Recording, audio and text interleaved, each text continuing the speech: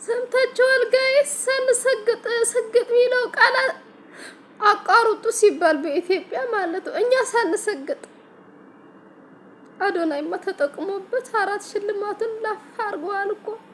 እኔ ግን ሰግጥ የሚለው ቃል ከመጣ ጀምሮ ትንሽ ትንሽ መሰገጥ እንዲያው ምን አለበት በሰገጥኩ እያልኩ ሳልሰግጥ፣ ለአዶናይ ግን አሰናገጥ ነው።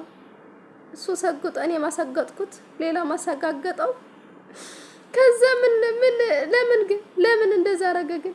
ለምን እንደዛ አረገ? ጋይስ እኔ ተናድጃለሁ ሳልሰግጥ ማለት ነው። ባይዘወይ ጋይስ ጥላት በዝቶበታል መሰለኝና እንደዚህ ነው መሰግጥ ምናምን። እኔ ትርጉም ብዙ አላውቀውም። እንደዚህ ለዓለማዬ ለስራ ያሰግጥ ምግጥ ሲል ባይዘወይ እኔ መፈመስ ማለት ነው መሰገጥ ባይዘወይ እኔ ማለት ነው። እና ጋይስ ወዳቻለሁ። ሳንሰግጥ ባይዘወይ እንደዛ መጣ።